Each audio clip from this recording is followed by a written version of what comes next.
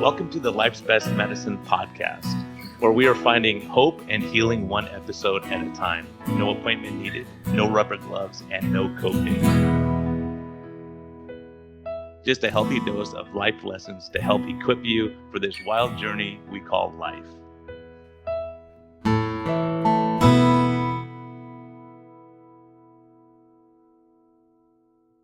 Hey everyone, this is a friendly reminder that we are here for entertainment purposes only. We may not even be that entertaining at times, but this is not medical advice. Talk to your doctor, check with your healthcare professionals before making any lifestyle changes or medicine changes. What we're talking about is our clinical experience and what we've seen. And so if you really want our advice, you can consult us. You can actually consult me as a doctor, or you can consult my guest and get all your questions answered. But we can't give free medical advice because we can't pay our bills with that, but we can help to educate you a bit and allow you to think a little bit. And always reach out to your medical professional before making any lifestyle changes. Thank you. Again, I want to thank my sponsors, Keto Mojo, keto-mojo.com. Great website, great people. They're doing great work in the community. They're doing a ton with education. So if you're looking for a ketone monitor or glucose monitor, they're a great resource. And check out their website. It's amazing. They have so much information, so much good stuff for us to all learn from. Also, of course, health code, gethealth.com, GETHLTH.com. Discount code MetHealth through this podcast and for metabolic health. They still have great chocolate and vanilla shakes and vegetarian offerings for those so inclined. But they're doing great work, and they also have a new berberine that a lot of people are raving about that has turmeric in it. So it's right up, what we're looking for our patients for improving metabolic health. So again, thank you for your sponsorship and for bringing these episodes, and thank you for listening. Hello and welcome back to the Life's Best Medicine podcast. This is so exciting for me. I have an expert here that we met in San Diego, and she's done a lot of behind the scenes. She's kind of a big shot, so I'm really happy to drag her onto my little tiny podcast here. Dr. Tidman, Dr. Melanie Tidman, welcome. Oh, thank you. Well, tell people your background first. Let's tell you. We'll get the boring stuff out of the way. All your credentials and all your training, doc. I appreciate your intro. I don't consider myself a big shot. In fact, I am very humbled when I meet people like you because I have admired you and followed you for years.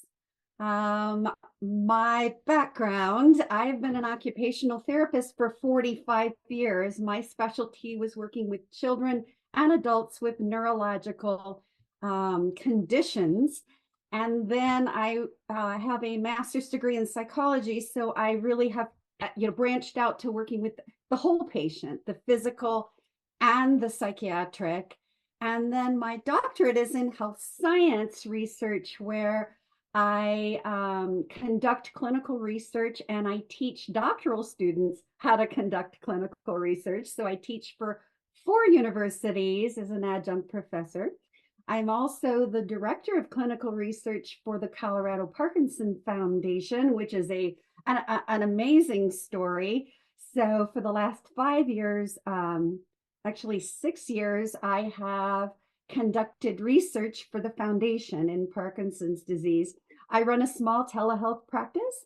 My telehealth practice I do as a volunteer. You'll hear my personal story and why that's so important to me to not charge people who can't afford to pay me. It's a big philosophy of mine. And then you'll hear kind of why that happened and what that was from. And then I'm very big into volunteering. So I volunteer in my community by teaching aerobic dance classes and powerlifting classes. So to seniors, that is my emphasis in my spare time. And then I volunteer at my church. I'm the team lead for our medical on-call team at church. So during church events or services, we're on call to help our members who may have a medical problem. So I'm not busy, really. Yeah, you're not doing anything. You're just sitting around doing nothing. You're amazing. When I saw you there, And I heard you talking about doing research, and you do so much to help people behind the scenes. I know the Society of Metabolic Health Practitioners, like you do a lot of stuff to help get the science forward and to get education out there.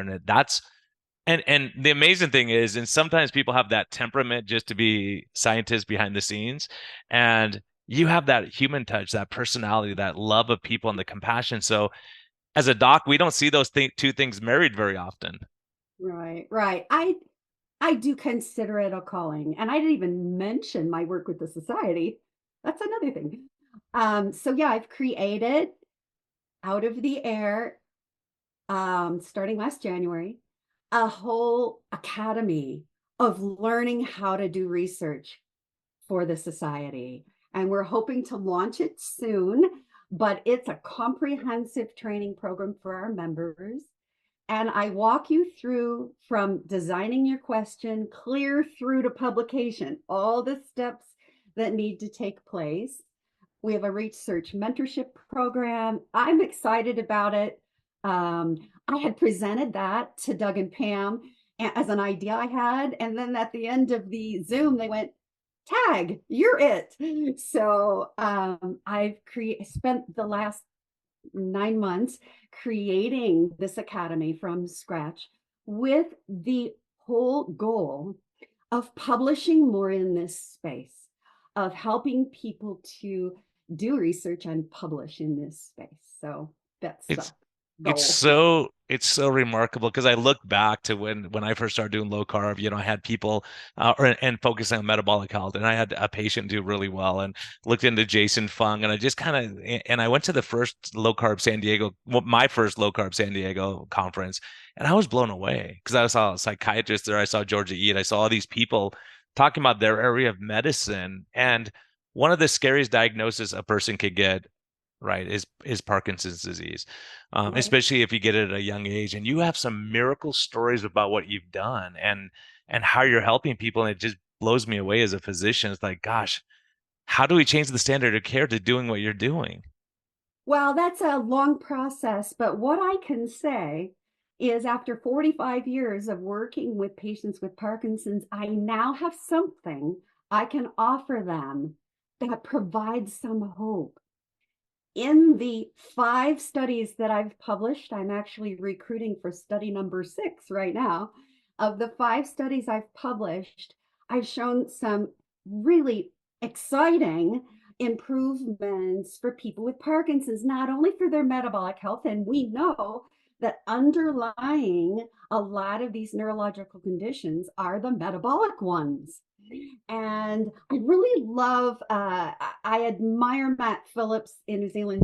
Like, he's like my ultimate, I was like a fangirl in San Diego. I'm like, I'm a fangirl too. I'm a oh fangirl too. gosh, I'm telling you, this it was guy is fun. such a he's such a nice person. I just sat down, we had dinner and had a glass of wine and talked about life, and what a Yeah. fantastic, amazing person he is. I said at the symposium that he was the inspiration for me to start doing Parkinson's research 5 years ago. Anyway, he presented this great analogy of the iceberg. And I see so much of this in my patients. Yeah, the tip of the iceberg is they have tremors. Well, if I only treated that, I am ignoring the bulk of the iceberg, which is their metabolic conditions, their comorbidities, their diet and lifestyle. And then, of course, he presented that at the base of that iceberg is mitochondrial health and insulin resistance. And that it just illustrates, and I stole it and used it with my patients last night on this Zoom, and they got it. They said, oh, if we don't address the base of the iceberg, we're not going to influence the tip of the ice. Yeah, you got it. So, yes, I admire him so much. And he has been fabulous. I just email him questions and he'll email me right back. So, yeah, really, really amazing. And so, for people who don't know, Dr. Phillips is and go back and listen to his episode. I already interviewed him here, and it's amazing what he's doing with the scariest diseases, ALS, glioblastoma, brain tumors, all this amazing work he's doing. And I've spoken to people that the reason I reached out to him is I talked to a patient, and And he said he saved my life. His advice, I followed it, and I'm doing so much better with my Parkinson's. I'm able to play with my grandkids and all these things that we see. And you've taken the bull by the horns, and you're doing this clinically with people. And so let's step back before we get to, because you and I get so passionate. So just talking to you at the beginning, I'm lit up already. Yeah. Before we even recorded, just seeing how excited you are about what you're doing. And so let's go back. How did you get into this realm to talk about, metabolic health and Parkinson's? So I got to tell you my story. So my story was I've always been a health nut my whole life. I've exercised my whole life. I have eaten vegetarian, low fat. I hadn't had red meat in 20 years. I mean, really, I was like, I'm a very type A individual. I bet you can't tell that. But anyway, I was like the epitome of health, right? Got to 2013 and I started having these severe seizure like episodes where I would pass out on the floor and my heart rate would be 220, my blood pressure 220 over 140, and I would lose consciousness. And that started to happen very, very often. It even escalated to almost every day. Well, every specialist I saw couldn't tell me what was wrong. I got to the end of 2013 with 5 major medical conditions. I was on 7 medications, heart medications, and they sent me to Mayo Clinic where they diagnosed me with a brain tumor. And it was a pituitary tumor, and they thought that it had an associated pheochromocytoma, which they couldn't find. At Mayo Clinic, somebody suggested you might want to think about changing your diet. Well, I came home from that visit, and being the type A 110% person I am, I threw out everything I'd ever known about nutrition. I believe that I was led to living La Vida Low Carb, and Jimmy Moore had just posted the 2014 Low Carb Summit from South Africa. All of the videos. I watched every one. I mean, I probably binge watched the entire symposium, bought every book that had been published at that point, and I devoted my time to reading everything, and I got angrier and angrier and angrier that I had been misinforming my patients my whole career. I was following the conventional advice and getting sicker and sicker and fatter and fatter and more meds. And I was on CPAP for 8 years with severe sleep apnea. I stopped breathing 1 time a minute. I was in the severe range. I mean, I had 3 cardiac meds and 2 blood pressure meds, you name it. So I threw everything out and I downloaded Dr. Westman's page 4, and I cleared everything out of my kitchen to my husband's dismay. And I went strict and flat. In fact, I went almost no carb. I went way over there. Because you're type A. And, You have huh? to, you're type A, so you have to Oh, overdo it. absolutely. So Of within six course. months, I was off all my medications. Within a year, I had no more medical conditions and the tumor was gone. And you didn't have So any intervention on the no, tumor at all. no, I Diet can't change. unsee that. And when I listen to these videos and watch these people with their science base, I was I was like, why do I not know this research? Where have I been? We're so And funny because we were in the same boat. Me, a practicing doctor for, 15 years at that point. And I never heard of any of the insulin. We never check insulin. You don't check that. Why are you checking that? It's a waste of time until you understand the science. right, exactly. Well, Wow. working with patients with Parkinson's, I saw that the meds we use for Parkinson's are very limited with huge side effects.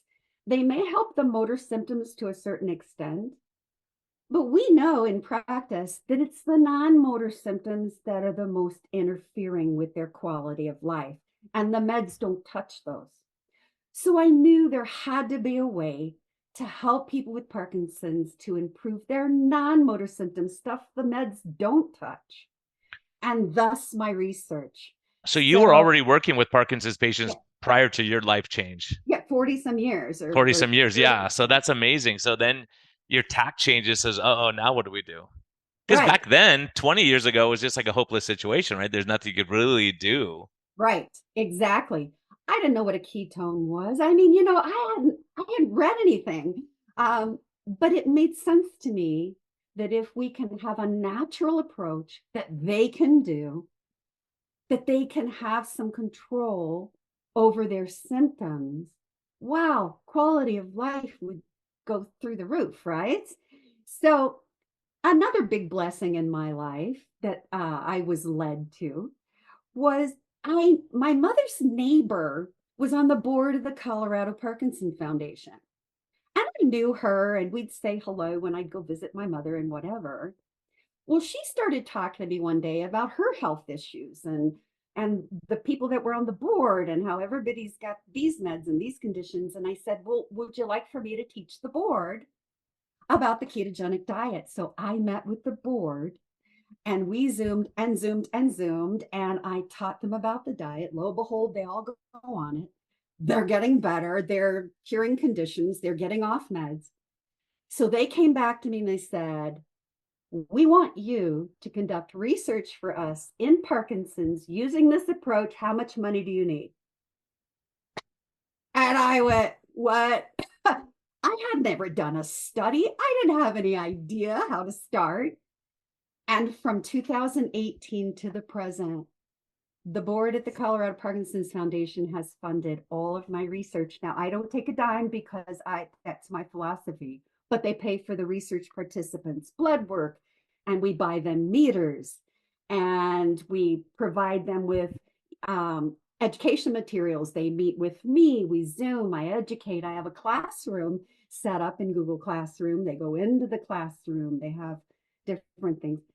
So that's my other big thing is without the Colorado Parkinson Foundation, I would not have the funding to support what I've been doing for the last almost 7 years and my sixth study starting now. So Let me I'm step back before we get carried away because I know we're going to. What's your philosophy on that? Why is your philosophy not to take a dime for helping people? so in 2014, when I didn't think I was going to live through 2014, I'm a believer. My faith is who I am. We can talk about that. That's the same with me. And that this is why I started this podcast. Because if I talked about faith on low carb MD, people would flip out for 3 days and they go, how can you be a doctor and believe that garbage? I'm like, well, because it gets me through life. Exactly. So because I'm a believer, you don't lay a fleece very often. And what that means is you don't kind of tell God, well, if you'll do this, I'll do that. I don't do that often. But I was desperate enough that I really prayed and I said, if you'll leave me on the planet, I promise you that I will help people with their health and I will never charge them a dime. I felt it was a mission, a new calling for me. And so I refuse to take money for any of the telehealth patients I work with and my research. I am actually writing my third book, and I'm donating all of those royalties back to the foundation because I feel very strongly that this is a calling for me. It's why I was born, and therefore people don't have to be able to afford me. I just help them.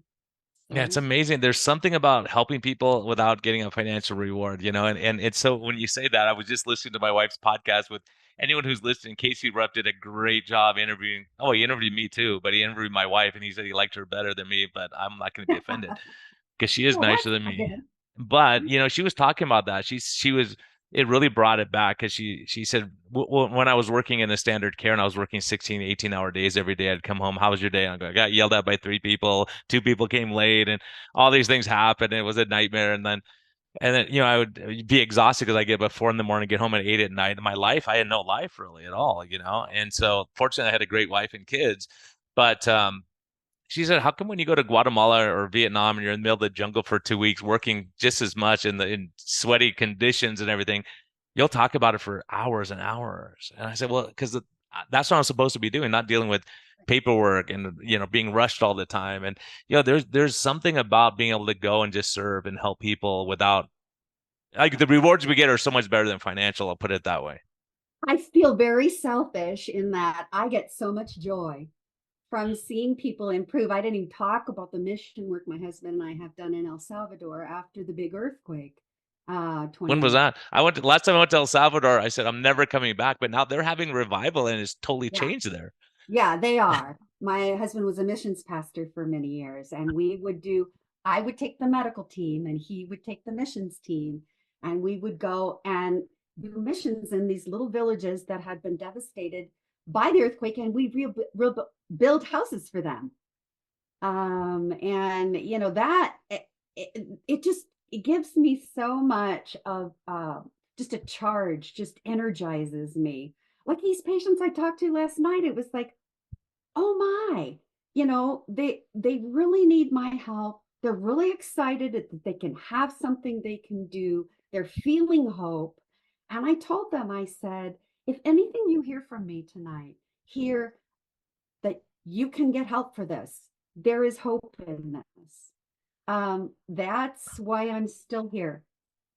Yeah, and that's why so many people are here, because you're giving that hope, that peace, and that, saying, hey, other people are doing this. Let me try it at least. Because before they go, you have Parkinson's here, you could take this drug, and nothing. I mean, I was shocked the neurologist never said, hey, how about doing this kind of activity for your brain function, or trying Tai Chi, or trying riding a bike, whatever we can do to keep you functional as long as possible, rather than saying you have a death sentence and it's a chronic progressive disease, nothing we can do, just like diabetes. That's why I have so much fun treating that, because Yeah, all these people say you'll never come off insulin. Yes, you will. We can, for most people, right? that's If we work right. together. That's right. And one of the major symptoms in Parkinson's, because of the problem with dopamine, is depression. So, what am I going to do? Depression more by telling you there's nothing you can do and it's chronic, progressive, and you'll end up in a wheelchair and blah, blah. No. There is, in my opinion, no reason why the Parkinson's should progress. And there are many, many people who could live 20 years in stage one easily.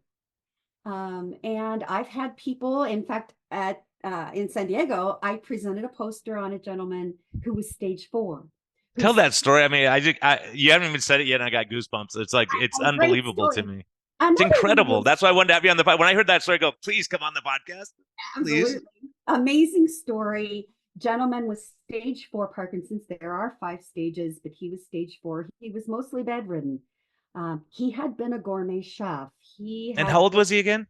53. 53, everyone. Listen to 53 that. at stage 53. four. So he had it onset in his 40s. I'm seeing a lot more people in their 30s with Parkinson's. Anyway, so he started my study. He, being a chef, he actually understood the diet like right away. He said, oh, yeah. He said, I just take out everything that isn't a fat and a protein. Boom, done.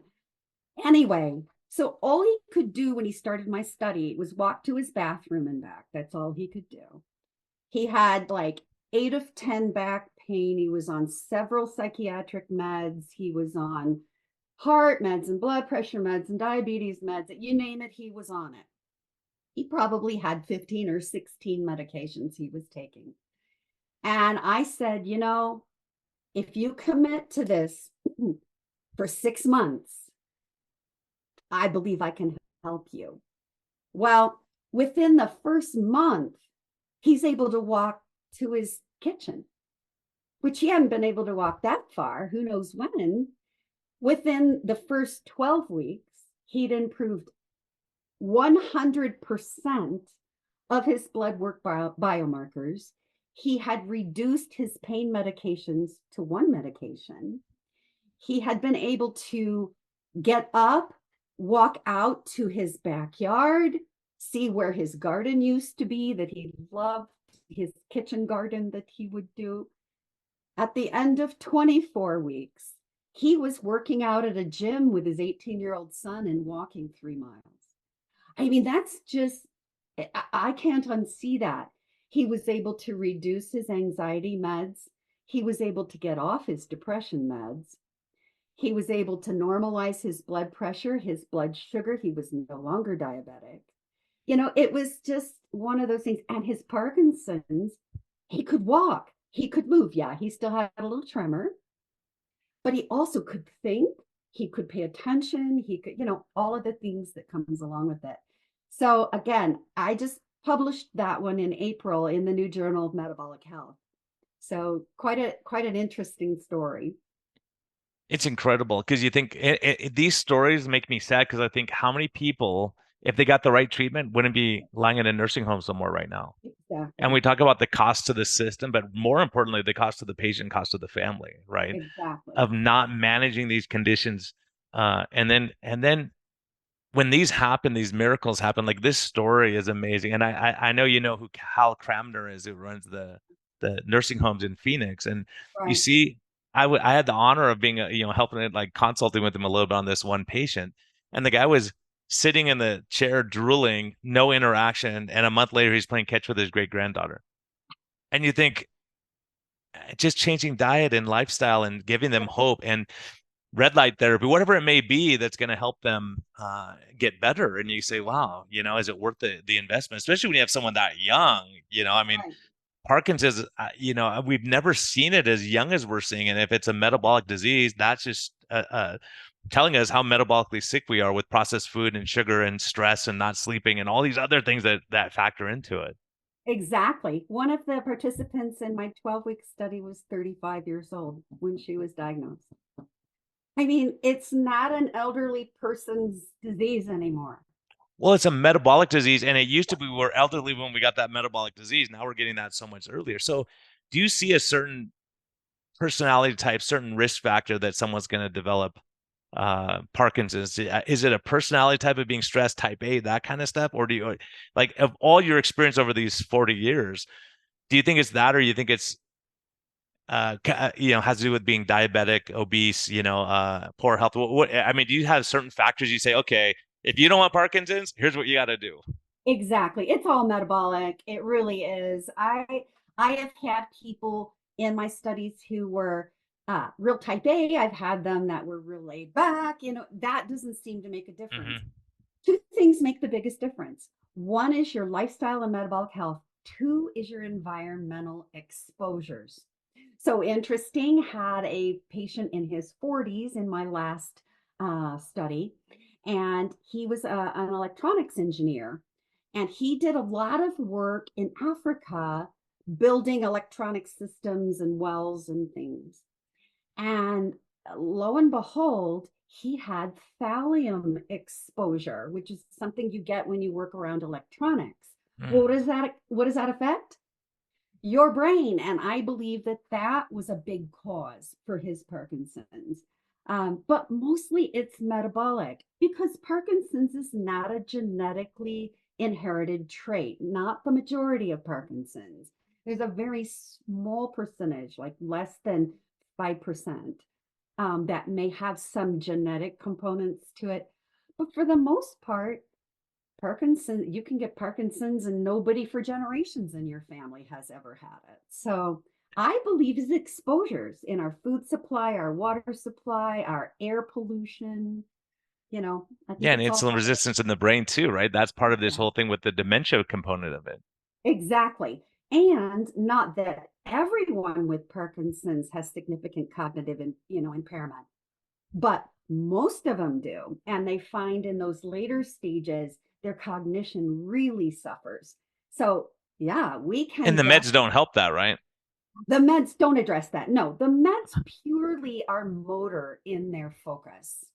So, all the non motor symptoms include apathy, motivation, sleep quality, cognition, depression, anxiety, um, fear of social situations. I mean, there's a huge component to people with Parkinson's don't want to be in society. They don't want to be in public. Yeah, it's embarrassing when Um, you have shaking, you try to eat and your food's going everywhere. You can't take a drink and you get wine all over your chest, all that kind of stuff. It's really, even having a benign tremor is devastating for people.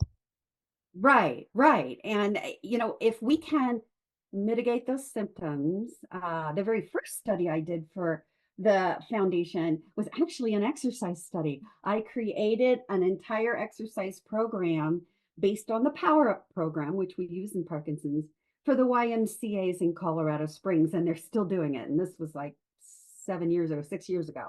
Anyway, we found that even with just exercise in a social setting, people's depression dropped, anxiety dropped, and their willingness to socialize soared. So I know Was that that that with other Parkinson's patients or yeah. just general? Well, actually it was a mixed class. Yeah. So they had people from the community and people with Parkinson's. People with Parkinson's families could join the class.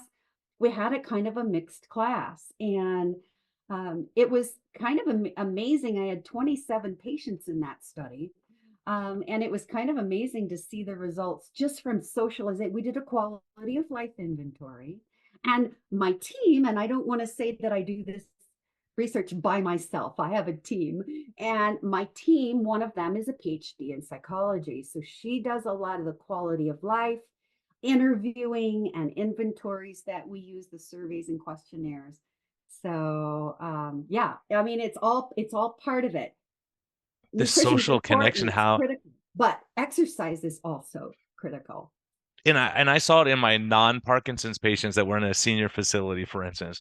When they Right. got locked down because of COVID, they declined so rapidly from a mental standpoint, from a emotional standpoint. Once they saw people again, they lit up. And I mean, it's amazing how much we need that human connection. Exactly. My first study, my 12-week study, I was conducting it during COVID. So you would think that those depression and anxiety scales wouldn't have changed at all. In fact, you would have thought that those patients would have been more depressed and more anxious and more. No, we got good results on decreasing their anxiety and depression during COVID in the study. I thought that was pretty significant. Yeah, that is really significant because yeah, right. The odds are it's going to go up. Everyone was more stressed, whether they're healthy or not. It was a stressful time for a lot of people, and you can't see your family and you're secluded. So, getting them together, letting them socialize, see each other's faces, all that it has such a mental and a hope, like you said several times, hope and how important that is It is. for us to see other people getting better and stronger. Maybe I can do that too. And in that study, did you also adjust the diet at the same time as the exercise? Yes, I did. And most of them, diet wasn't one of our variables, but most of them knew that I was a ketogenic proponent. So most of them went on some sort of reduced carb diet, even though it wasn't part of the study at that very first study. And it was funny because in the quality of life interviews, they indicated that they thought it was the exercise and the fact that they'd reduced their processed food intake and they'd reduced their sugar intake. So when that came out in that first study, it kind of lend itself to the foundation for my first 12-week clinical study that was started in 2020. So I believe it's both. I believe there's a marriage of both. It's very important. And I'll go on a limb here. I would say it's a God thing that the Alzheimer's, I mean the Parkinson's board there would adopt what you're saying, look at it, do it themselves. I mean, it's hard to get people to change, especially people in medical boards and things like that. They're the last ones to say, "Hey, maybe we've been saying the wrong thing for the last 50 years." Right. I have no doubts in my mind whatsoever that, the scriptures say that man makes his plans, but God directs his steps. Well, that's been me. I had planned to be a professor. I had planned to teach doctoral students, but I had never imagined that I would step into research that's fully funded and be able to create and conduct the studies I wanted to With no do research background. with my research. Seen that? I just couldn't believe. And so what I did is I taught myself the basics, and then I created a lot of those basics for my doctoral students. And then that grew into what I've created for the new academy. So I don't think all that happened by chance. Absolutely not. It's just amazing how we cross paths with people. Certain people catch your eye, or you have a relationship, and then you realize how much you can impact. Like Doug Reynolds and I, crossing paths, and I said, "Hey, do you have a doctor here doing this stuff?" He said, "We have no doctors." At that time, they had no doctors. Now you go to the conference, half the people are physicians that are there. So it's Exactly. exciting to see that people are starting to realize, okay, we had to get this thing rolling. And once you get the momentum, and you see, like when people see your program and then they look at other programs, they say, well, I think I want to go there. Like, it's just like with Hal. What was interesting with talking to him 2 years ago when we first met, he said, Brian, you know what's weird is when these people come in with Parkinson's or dementia, they eat sugar like no other. Like they'll add half their coffee is sugar. Anywhere there's sugar, they're eating sugar. And I said, well, maybe it's they're trying to get every last drop of that sugar into their brain because it's not working. And once they go keto, it's an amazing thing that they stop eating sugar because their brain's working better on ketones. Absolutely. And I believe that the dopamine is a feel good neurochemical. And when they don't have it and they don't feel good, well, what are you going to get in you that helps you get that boost? Mm. Sugar, Sugar, yeah. processed carbs. And if you're not having those human interactions and doing Right. something and moving and all these things that we know help the dopamine levels and the feel That's good it. chemicals, and so it's so amazing how it's all when you think about it for a second, it's so interconnected Yeah. that you start realizing, yeah, we have to take these steps.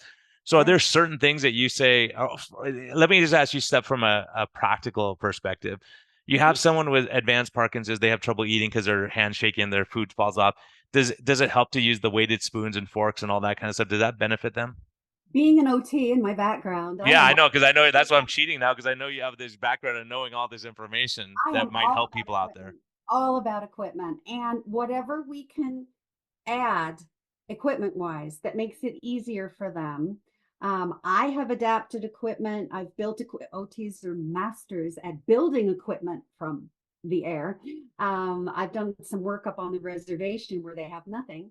And I have made equipment out of construction buckets, whatever I could find. And so, yes, I think the adapted feeding equipment is essential. There are also some concepts, some methods that reduce the tremor during feeding. And I was using a lot of those concepts with my patients, and they were able to eat just in public.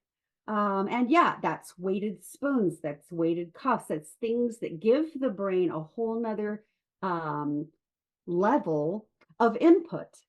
So if your peripheral inputs and your sensory inputs aren't working, you target the deeper inputs, like the proprioceptive inputs, things that are deeper in the nervous system. So there's lots of techniques. Now, my Parkinson's patients with stage 4 has some chewing and swallowing issues. Mhm. So yeah, steak may be a hard thing for them, right? But there are ways that you can prepare the foods so they're easier to chew and swallow. And so when I'm doing a dietary intervention with somebody with advanced Parkinson's with some chewing and swallowing problems, that just made me think of a story. So had a patient who couldn't eat at all. He was actually stage 5.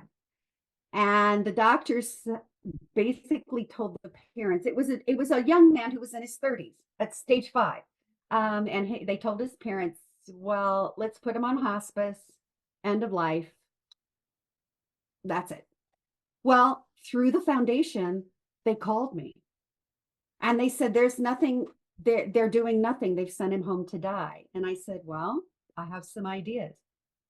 The first idea was they had to find a doctor who would put in a peg tube Which is a because feeding tube for people which is a listening. feeding tube into the stomach.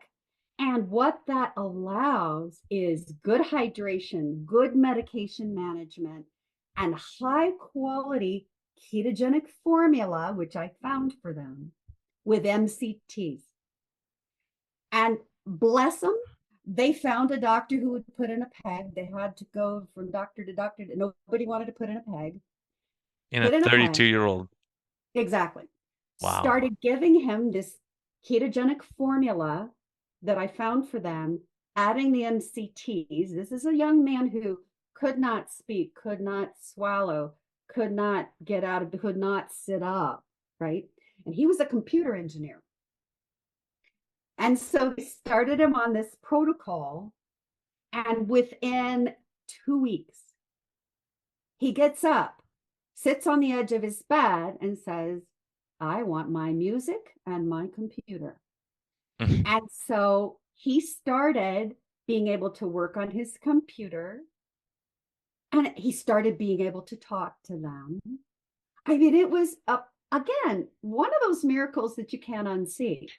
You see these things and you can't even, but like when me seeing the video of the guy playing catch, I'm like, I know what he looked like a month ago, and you think, how can this possibly? It's like the movie Awakenings, Right, that movie Awake when they came alive again, like, and then they would deteriorate again, right? Because the right. meds stopped working. But when you see this, you think, oh my goodness, like, and then, and I've always thought that, one of the big things with the ketogenic diet that's always kind of been in my mind is all of our seniors with dementia and Parkinson's. If you had a feeding tube and you got good protein and nutrition in them, if you had to get Right. them started, or even fasting for a day and try to get them Right. into ketosis and see what happens, or going on a super high fat diet and see what happens. But people are so afraid that they're going to harm them. But it's like, well, when you're sitting there drooling, looking at the ground, like take a chance. Right. And feeding tubes, people have to realize people live with feeding tubes and they can eat regular food, but they just keep the tube for med management, especially in Parkinson's. Because if you don't get your meds in the right timing, you can't swallow. It, you can't swallow. So a lot of times we're seeing people go to the ER and they won't give them their Parkinson's meds, and they're waiting to be like maybe evaluated for something, Swallow right? steady and all that kind of Yeah, stuff. they get off their Parkinson's meds, then they can't swallow. And it sets up Yeah. cascade where they end up dying. And so a feeding tube to me is a very minor, you can live with a feeding tube, it's just there.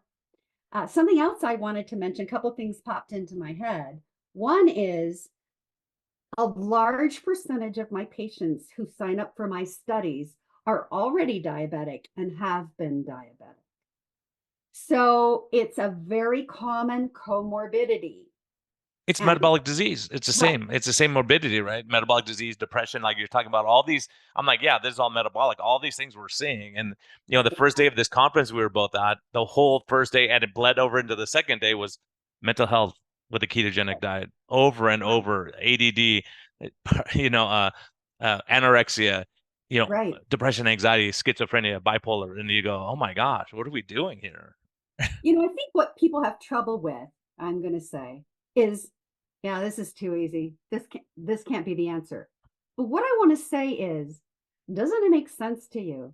The God of the universe who created us created foods that we can use to heal our bodies.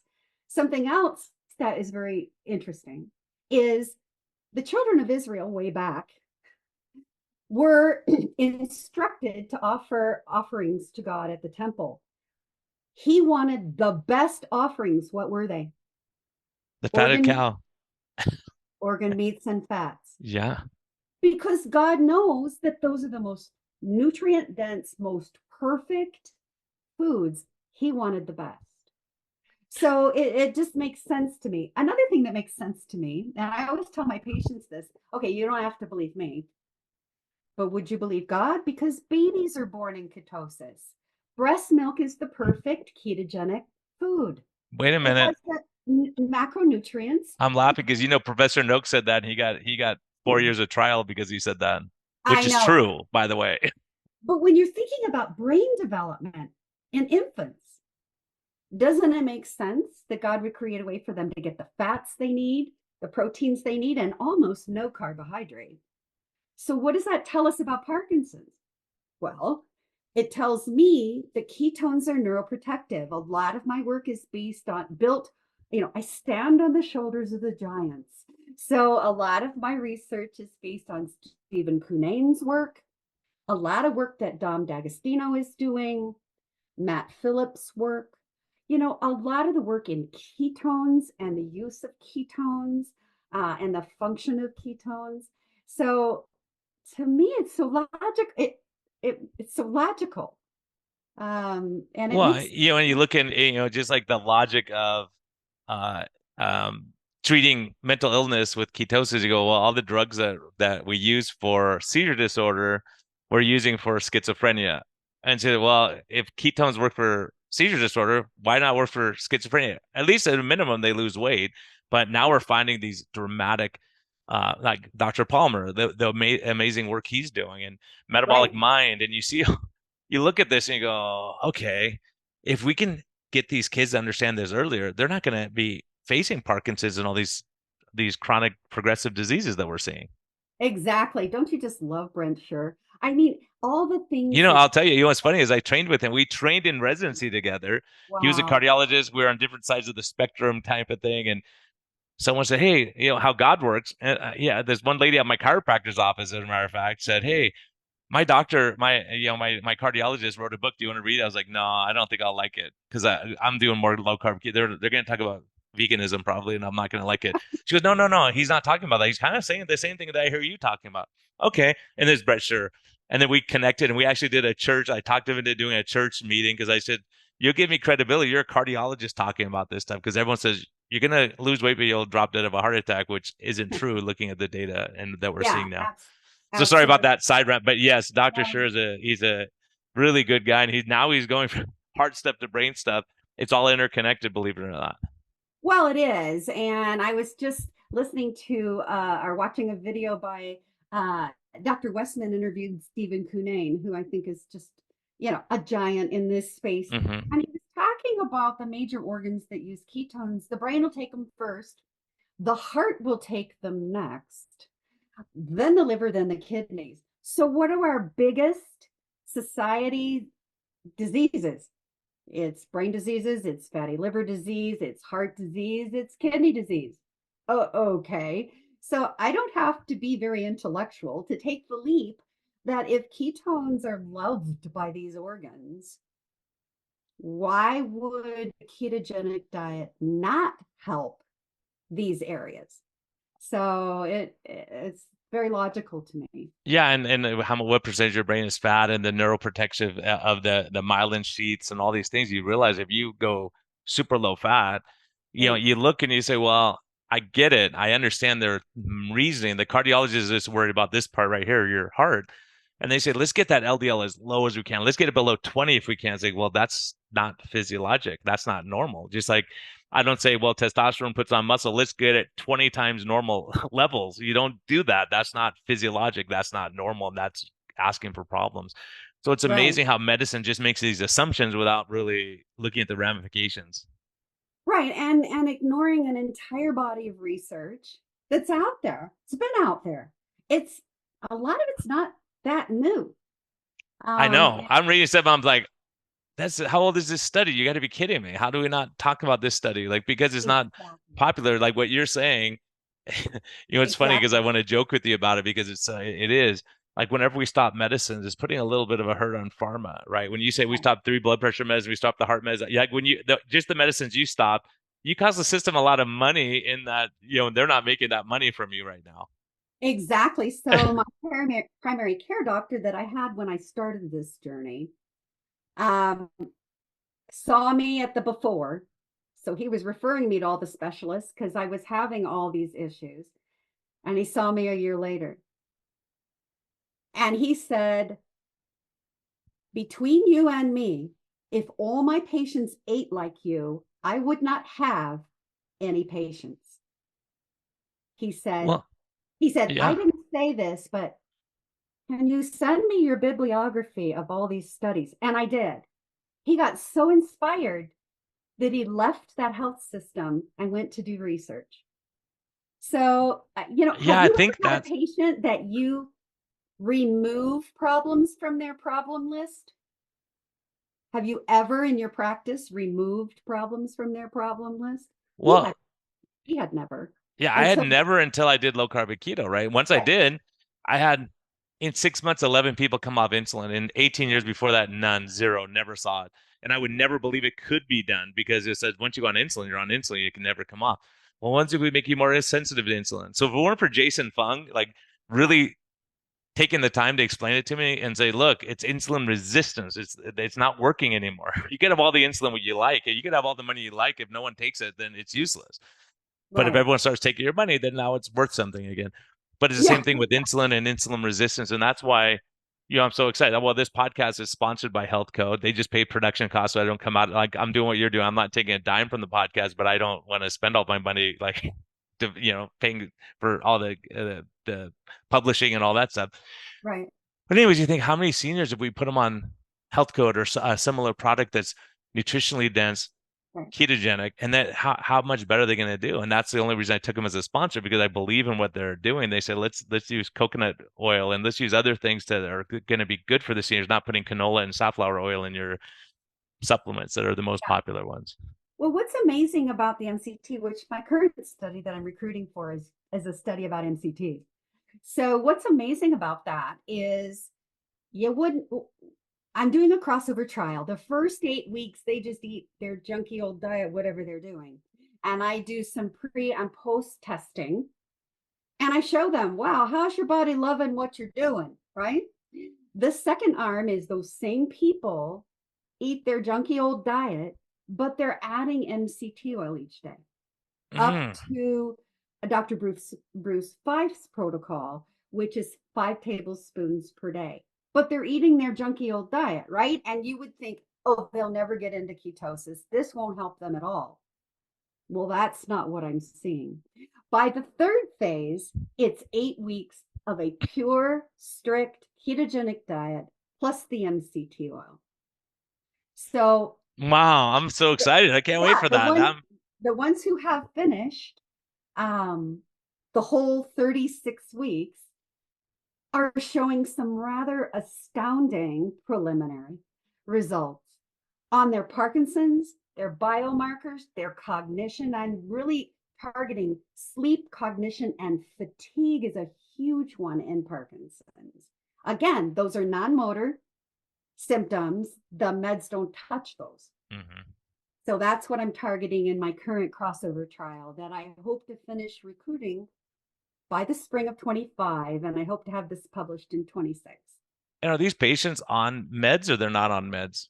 They are on Parkinson's meds. In fact, a Okay. lot of them are on a lot of meds. So what I hope to see is during the 36 weeks, as they progress through the different levels, what effect does that have on the meds they're on? Are they able to reduce their meds? And of course, I get all of the metabolic health markers at the front. And most of them are diabetic. Isn't that interesting? So, it's really going to be interesting to see, because one of the big problems in Parkinson's is they don't want to change what they're eating. Heaven forbid, should I change what I'm eating? I need my donuts and my muffins and my pasta and whatever. And so, what this crossover trial allows us to see is if we can make one change, and that is adding the MCTs. Mm. Does that help? Just even that one change. And And that so, may help you to get to the point where you can go on a strict ketogenic diet, right? and then they can wean off until they're ready. Their systems are ready for the full blown because they know that they're starting to feel better purely with the addition of the MCT. And yes, some of them are achieving nutritional ketosis levels just with that intervention. Oh, that's incredible. And now, It have you is done any work incredible. with exogenous ketones, or is that still? So I have talked with different companies about the exogenous. One of my other philosophies is I like to meet patients in their homes where they are with what they have. And so it was important to me to keep the intervention, the MCT oil, to be very affordable, something they can walk out to the store and get. Because what I found, this is what I've discovered, the exogenous applications are pretty pricey. Mhm. Most of my Yeah. patients can't even afford the meat that they're buying for the diet. So am I going to ask them to pay for these exogenous ketones? And secondly, frankly, most of them are terrible tasting. And I can't ask them to try to do something that's expensive and terrible. I want them to be able to access something natural that they can walk out to the store and get. So that was another philosophy of mine. Yeah, so they can do coconut oil if that's Right. probably the cheapest way to go, right? Exactly. And if they want to go the organic MCT oil, they can go that way. But what tells me what they're doing is Keto Mojo, another fabulous collaboration that I've had for the last 5 years. They sponsor my podcast. Those are my two sponsors. I picked them out. And I go, I only want two people that will sponsor this pod, those two, and that's it. Yeah. Yeah. They interviewed me about, I guess it was about a year ago, and posted it on their website. But what I give my patients is they all get meters, they don't have to pay for them, and they test every day and it uploads to my portal. So I can go on there every morning and say, "Oh, Mr. Smith, what happened yesterday?" Just like you do when you monitor your patients. They love that. They get all excited. They test every morning and it uploads and they wait for my email. It's like a great connection. I just, when I talk to you and I talk to Hal, I say, how much of an impact if we went to skilled nursing facilities, nursing homes, and said, look, let's do a program here. Give us Right. 6 weeks with anyone listening, we're available. But to Yeah. go in and do a 6 week things with our seniors and see what we can accomplish. Because I think, there's doctors doing work in the inner cities and they're doing great. And I've worked with people in a remote area that were all Hispanic from Mexico, and they said you can't help those people, and they crushed it. They were my best patients. Once they got it, I mean, their number changes. It was mind blowing to see what they could do because they just need education. You can't have 12 tortillas a day. We got to change it to this. Let's try Exactly. something else. And I learned from them what their cultures. And so it was an amazing thing. And who came through? Keto Mojo Health Co. They sent products in because they had a horrible, everything was processed foods in their break room, and they put in healthy, good foods. And lo and behold, they all got better. They all passed up donuts. They all did really well. And so I think we say, well, grandma's demented. She's not going to go with the program. Well, if you give them good tasting stuff that's not full of sugar, they could do better. Or that's why your research is important. If we could just add in some coconut oil to their shake Right. and see what Right. happens, right? Start with that small increment. I want to mention that I worked for 7 years in skilled nursing. And the reason I left skilled nursing, I love those people. They were all my grandparents. I mean, I love those people. The reason I left skilled nursing, frankly, was the slop they were being fed. And I'm sorry, but that's what I So felt. true. I couldn't take it either. I stopped going because I said I Yeah. can't take it because everyone's sick.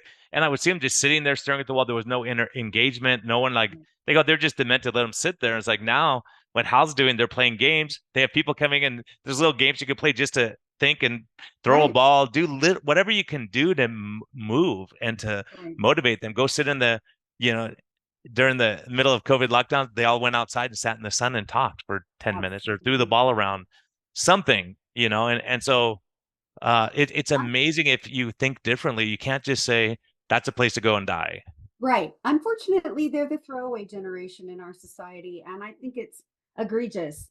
When the scriptures tell us to honor our father and mother, that means even in their 90s, we need to still honor them. And I feel very strongly that if we could get skilled nursing, and I got in a little trouble at one because one of my brittle diabetics, I mean, her sugars were 500, right? And she's elderly and she's brittle.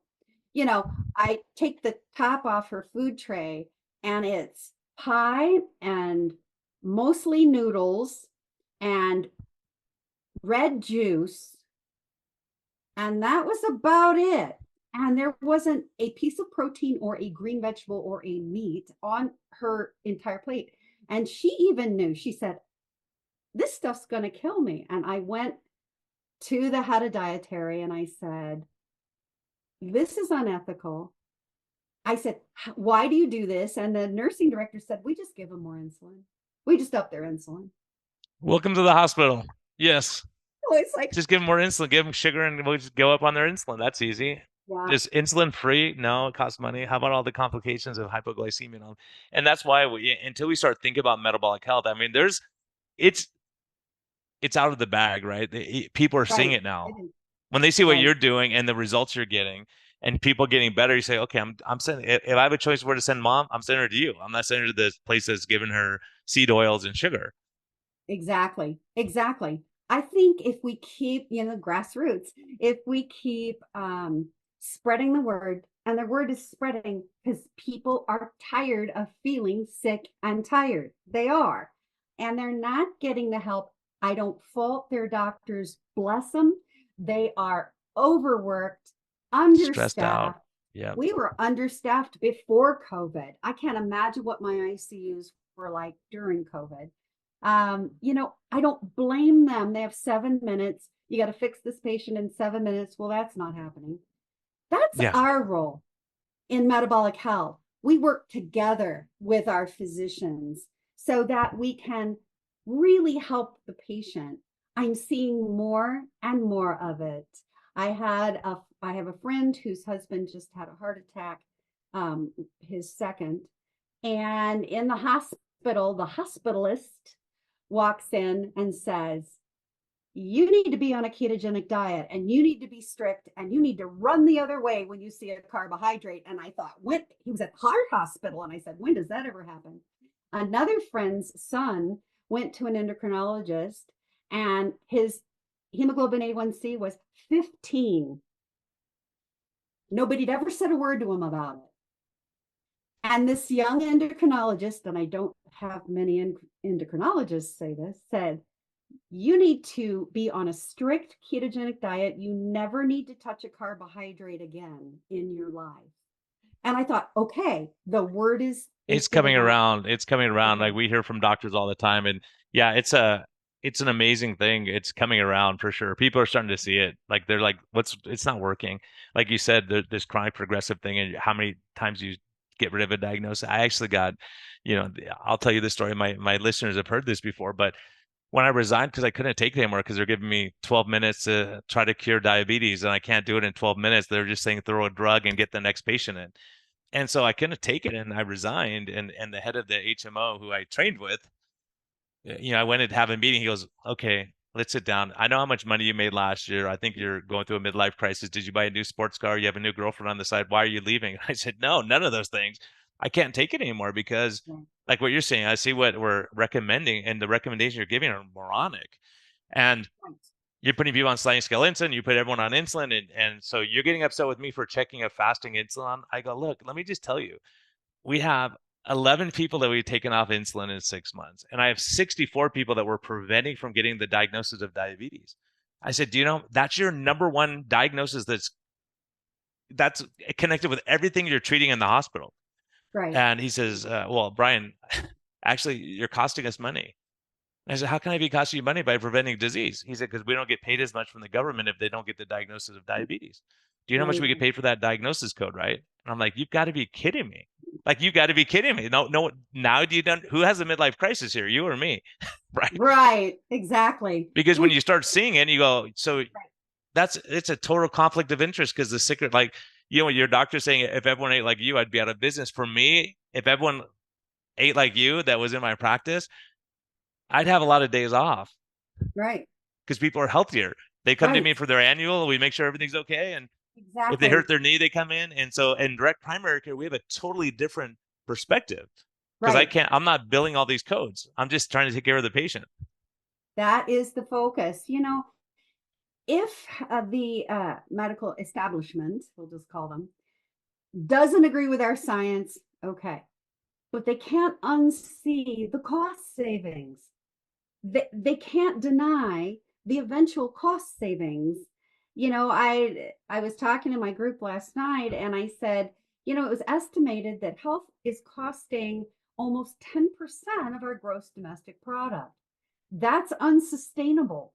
There's no way we can sustain that. So eventually what I'm finding is they're going to have to accept what we're our area of research, and they're going to recognize the health savings for sustainability. We're already making inroads. I applaud the Society of Metabolic Health. What an organization. But we're already making inroads along with other people in the space, Nina Teicholz and Gary Taubes. Gary Taubes, one of my favorite speakers in this space, calls it a conversion experience. When we all, based on our own health problems, come to realize that the ketogenic diet is the answer. So this was the second most important conversion experience in my life.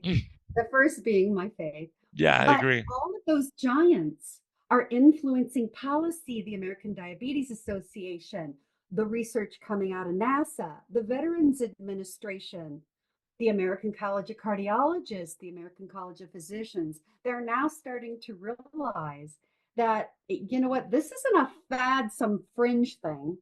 Yeah. We have a lot of research in this When the space. ADA said that a low carb diet is the best approach to treating diabetes. But by the way, we recommend all this stuff, drink soda and all these.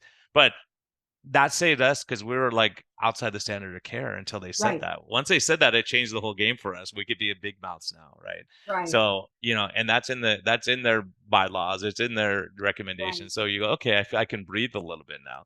But we knew Yeah, it was helping people because we saw we're treating diabetes and the depression gets better and the anxiety goes away and they're not binge eating and all these side effects of treating a metabolic disease. So when people right, say what's metabolic, I mean, I want to go give Callie Means and Casey Means a hug because they brought it to the forefront. They're going on big talk shows. We have presidential nominees talking about it now, and you go, wow, it's right, really critical. We got to have a healthier population, right? right. Well, and I want to make a comment about standard of care. So, really, the true definition of standard of care is a compilation of expert opinion. Well, if you're going to neglect an entire body of expert opinion, your standard of care is flawed. Now, am I saying that a full-blown, very strict, less than 20 carbs, 20 grams of carb a day keto diet is the only way? No. But what I'm saying is there's a continuum. I have patients who are basically pretty healthy that do pretty well on a Mediterranean diet. My husband, who is very tall and very thin, does better on about Exactly. 50 grams or 80 grams of carbs a day. It's individualized. How metabolically healthy are you? Then we make the decision. We can look. I could check your lab. People go, how many carbs are you? I don't know. Let me get your insulin, A1C, triglycerides, and we'll figure it out. So yeah, you're Precisely. right. And I love that you say that because again, just so I knew it'd go over an hour, but I hope you don't have to be pressed for time. We got like I 4 minutes know. maybe. Now, Uh, I work the whole day for you, Brian. darn it. Yeah, I mean that's so great. And we can do this again because I think people are gonna love this and it's gonna help so many people. I'm so glad we can do this. Yes, But the food pyramid said this does not treat any disease. This is to keep people healthy, basically. Well, 93% of us are metabolically sick. And so you go, that didn't work. So the point is ketogenic diet is a therapeutic approach to certain disease processes. So yes, it is. this food pyramid was never designed. This is not designed to treat any illnesses, but maybe saying, Right. okay, if I have Parkinson's, I have dementia, I have different conditions, diabetes, maybe we have to go something with that's therapeutic for that indication. And Right. so that's why your work is so critical. And I know you have so many anecdotal stories and so much that you're doing. And it's Yeah. amazing that you're putting that into the literature because we have to look at that. And we have an aging That's population that we got to take right. care of. That's my goal. We got to publish it because if we publish it, it's there. The evidence is there. And I haven't even mentioned my research emphasis in osteoporosis. So I have an influx in my telehealth practice of postmenopausal women with osteoporosis. So I am creating a case study on a bunch of these women and using this approach for that. Thus, my question to Dr. Chafee at the symposium on moving towards more of a carnivore approach in terms of gut issues and those kinds of things, but addressing the calcium intake. So that's where that question came from. Um, Amazing. Yeah. And I think, and I would love to pick your brain on that. Like we have to cover you come back because I love spending time with you too. But that and I would love to hear your intake. Maybe you could just give me a quick blurb or yes or no. What do you think? The gut health and Parkinson's disease. yes. So we know there's a gut brain connection in Parkinson's. We know there is because close to 100% of my people with Parkinson's have chronic constipation. It's a gut brain connection. We know that the gut produces neurochemicals. And so when you get that connection being disrupted, and my patients are eating high sugar, high processed food, and they're metabolically unhealthy, yeah, we're going to have gut issues. One of the things that we're finding in preliminary results now in the current study that we're running is that the MCT oil that we add, that second phase of the crossover trial, is totally mitigating the constipation. It's totally, and we didn't change anything else. So to me, if they're getting the good fats, all right, it's feeding the brain, which is going to communicate better with the gut, and it's just going to make the gut function better. One of the possibilities is that Parkinson's actually is started by problems in the gut. In other words, that happens first. And people have commented to me, I have had irritable bowel for 20 years before I ever got my Parkinson's diagnosis. Or I've had, chronic colitis for years. I've had diverticulitis for years. And so you wonder about that connection in Yeah, Parkinson's. well, I think next time we get together, let's focus on that because I think Okay. there's a huge amount. I've looked at data saying, look, if you have Parkinson's, here's what your gut microbiome looks like, and it could be cause or effect or whatever, but let's Right. see what your intervention does to the gut microbiome. That's why I'm so excited at saying, okay, let's hit it from every angle we can. If we can get the gut healthier, like taking out processed food is not going to make your gut sicker, right? And decreasing inflammation in the brain, dopamine, and it's looking at this big picture. And that's why what Metabolic Mind's doing, what you're doing, when we start putting all that data together and you say, wow, here's the approach we need. Like, here's what we do. This is the game plan, right? That's Then right. we're not just guessing anymore. Exactly. And that's one of my big goals for the Academy is we're going to pull people together that are in our space. We're going to help them publish, and we're just going to flood publications with our research and Amazing. really get it out there. Yeah, it's like my fourth full-time job or something. But But the impact you're having, you're close to, you're about to retire, you get sick, and if you don't change your life, you're not doing any of this stuff. That's a God thing right there. oh, exactly. And of course, I'll never retire because I don't believe retirement is in the future for me. Because you have I too much to do. You have too much to learn, too much to do. See, this is the deal. I need more hours in my day, and I need to be two or three of me. And then I could get up because I love everything that I'm doing. My family just kind of shakes their head, like, okay, what are you doing now? It's Um, amazing, though. It's amazing. but and again, I got a new chance. I got a second chance in my life to live I think you after. would do good on your first chance. I think you've always been a caring, loving person, but this is a wake up call when something like that happens. Well, it is. And of course, as an occupational therapist, my calling that I got when I was 15 to become an OT, I didn't know what it was. And man, it was like all of these parts of me that I love. I ran a therapeutic, neurological based hippotherapy program for 22 years for children. And I taught them how to walk by doing their exercises on the back of a moving horse. And it's Amazing. I've gotten to do these things that I dreamed of when I was a child, when I was 6 years old. I wrote that this is what I wanted to be doing with my life. So I feel like I'm one of those blessed people who just it was all there. Um, Isn't it incredible? I feel the same way. It's like, oh God, you led that path to go met this person, go on this road.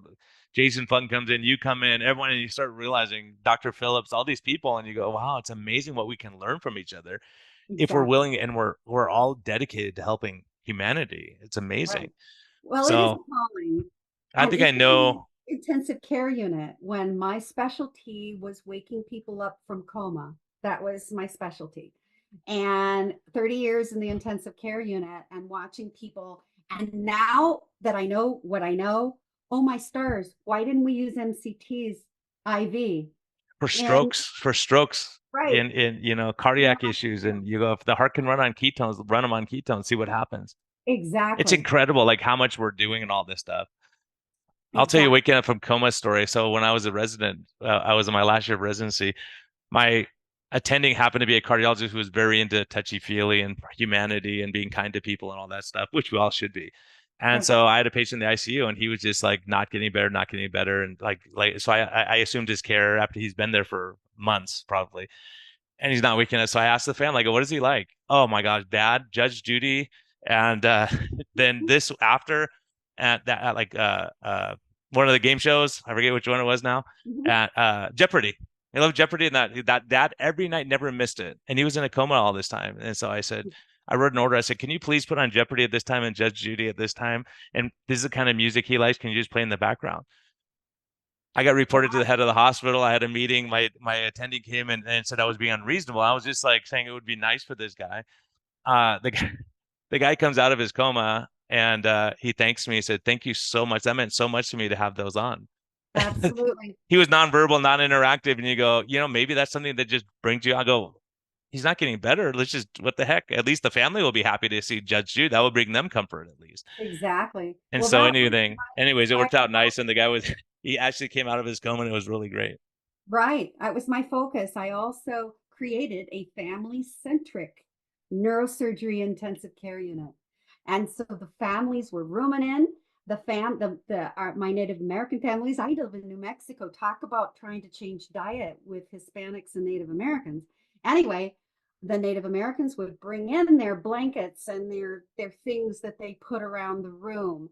I mean, I really wanted them to bring their Yeah. culture. They bring their favorite music. The families would do the range of motion. The families would do the oral care. I got them totally involved. But I'm thinking if I knew then what I know now, just some MCTs IV Yeah, would have yeah. We been learned, there's a lot of, amazing. you go, gosh darn it. But now we know. Now we But know. now we know. And then you get the word out and you're doing all the good stuff. So I have to ask you because I already know the answer, I think, but what's life's best medicine for you? What keeps you passionate, excited? Where did you go when you get diagnosed and you think you're going to die in a year? Like, what got you through that? Without my faith, without God, without His Word, I wouldn't have survived any of this. I really believe that if you put Him first in your life, He will direct your steps. And the Scripture says, if you draw near to Christ, He will draw near to you. Commit your way to the Lord, and He will give you the desires of your heart. And then my life verse is 1 Corinthians 6:10. It says, "My body is the temple of the Holy Spirit, who lives in me, whose spirit, whose I am. Therefore, I will honor God in my body." And so that's a big part of me as a scientist, as a clinician, as a clinical researcher, as a mother, as a wife, as a friend. That's really who I am.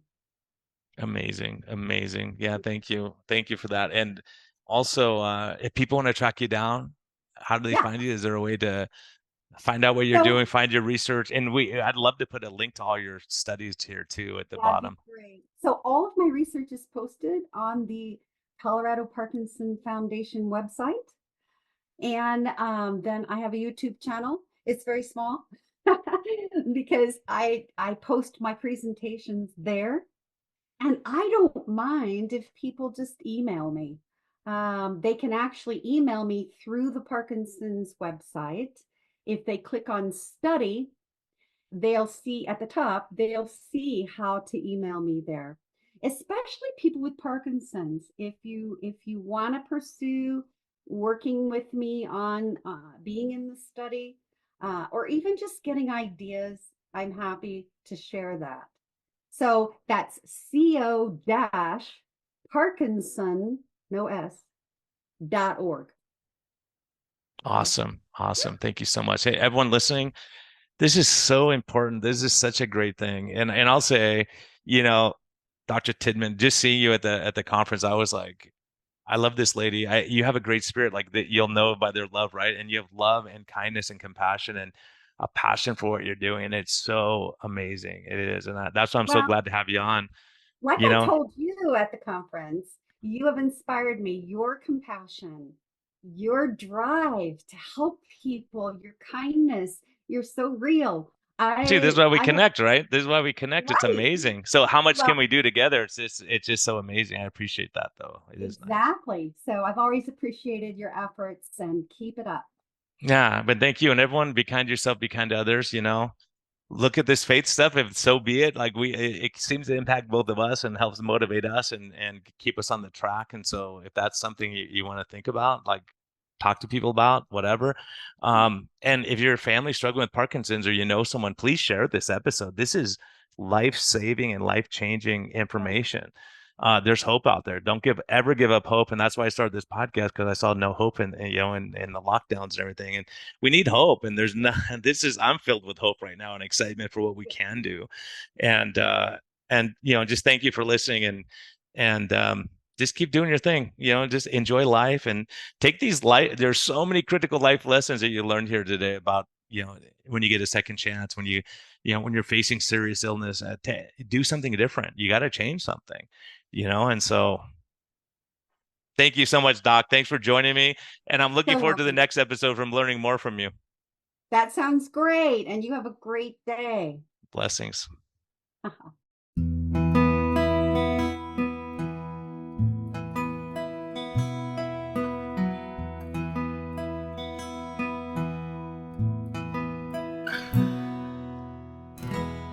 Thank you for listening to this episode. We greatly appreciate your support. We would greatly appreciate a positive thumbs up on all of the platforms like iTunes and Spotify or wherever you're listening. And we just thank you for our Patreon supporters. We greatly appreciate your help in getting this message out. We think there's a lot of important information. And hopefully this helps you. Have a great day, and thank you for listening, and thank you for your support.